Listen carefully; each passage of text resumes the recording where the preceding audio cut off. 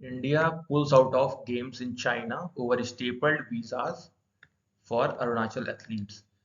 तो चाइना में world university games हो रहे हैं, तो वहां पर भाग लेने जाने वाले इंडिया के अरुणाचल प्रदेश के एथलीट्स को चाइना ने स्टेपल्ड वीजा इशू कर दिया, जिसके विरोध में भारत इंडिया ने अपनी पूरी वुशु यानी कि मार्शल आर्ट टीम को वर्ल्ड यूनिवर्सिटी गेम से वापस बुला लिया है।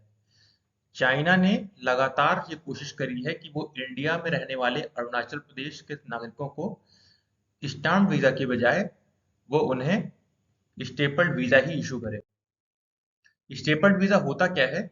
स्टेपल्ड वीजा सिंपली एक अनस्टाम्प्ड पीस ऑफ पेपर होता है। जैसे कि हम नॉर्मल वीजा देखते हैं, उसमें पासपोर्ट पे ही स्टाम्प के जरिए वीजा लगा दिया जाता है, फिक्स कर दिया जाता है। लेकिन स्टेपल्ड वीजा में सिर्फ एक पीस ऑफ पेपर को पासपोर्ट पर पिन या स्टेपलर के माध्यम से लगा दिया जाता है और इसको कभी भी हटाया या फाड़ा जा सकता है।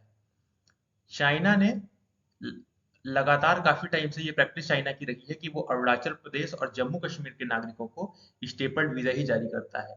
और इसके पीछे एक कारण ये है कि चाइना इन दोनों क्षेत्रों पे अपना अधिकार बताता है। चाइना तो इन वीजास को वैलिड डॉक्यूमेंट मानता है, लेकिन इंडियन गवर्नमेंट ने लगातार इस बात को खारिज किया है कि ये एक वैलिड डॉक्यूमेंट नहीं है।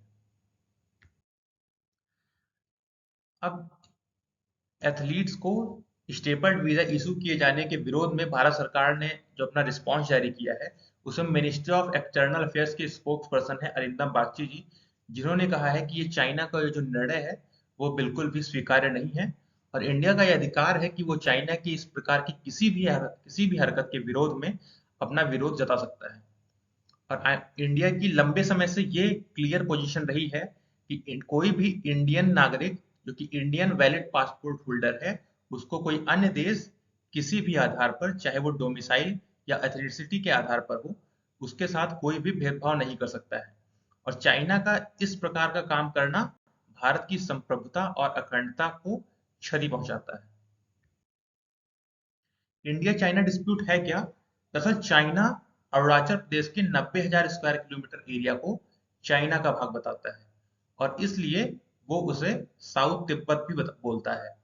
और उसने चाइनीज नाम भी दे रखा है अरुणाचल प्रदेश को, जिसको कहता है वो जैंगनैन। चाइनीज मैप में भी अरुणाचल प्रदेश को चाइना का पार्ट दिखाया गया है।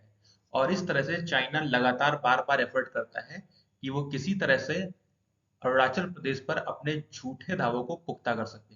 और इसी क्रम में वो अरुणाचल प्रदेश के अलग अलग पार्ट्स को चाइनीज अलग अलग पार्ट्स के चाइनीज नाम भी जारी करता है, जैसे कि उसने 2017, 2021 और इसी साल अप्रैल 2023 में जारी किया था।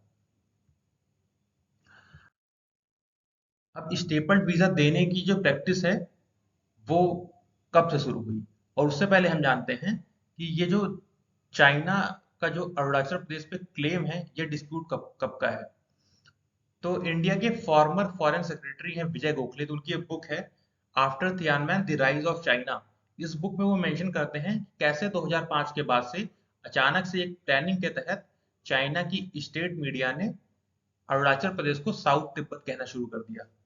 और उन्होंने खुल करके अपने इस इंटेंशन को तब जाहिर किया जब 2006 में अरुणाचल प्रदेश में पोस्टेड एक इंडियन गवर्नमेंट ऑफिशियल को इन्होंने सिर्फ इस आधार पर वीजा देने से मना कर दिया क्योंकि वो अरुणाचल प्रदेश में पोस्टेड था। और उसके बाद से ही इन्होंने इंडिया के अरुणाचल प्रदेश के और जम्मू कश्मीर के नागरिकों को स्टेपल्ड वीजा इशू करना शुरू कर दिया।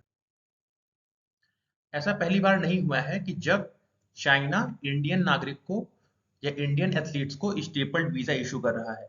इससे पहले भी कई इंसिडेंट ऐसे हो चुके हैं, जैसे कि 2011 में अरुणाचल प्रदेश के 5 कराटे प्लेयर जो कि ग्वांगझू में होने वाली किसी चैंपियनशिप में पार्ट लेने जाना चाहते थे, उनको चाइना ने स्टेपल्ड वीजा इशू किया। और उसी के 2 साल बाद 2013 में दो आर्चर्स जो कि यूथ वर्ल्ड चैंपियनशिप में पार्ट लेने के लिए चाइना जाना चाहते थे, उनको भी चाइना ने स्टेपल्ड वीजा इशू किया। और ऐसे ही इंडियन बैडमिंटन टीम के कोच जो कि अरुणाचल प्रदेश से संबंध रखते थे, 2016 में चाइना ने केवल इसी वजह से उन्हें वीजा देने से मना कर दिया।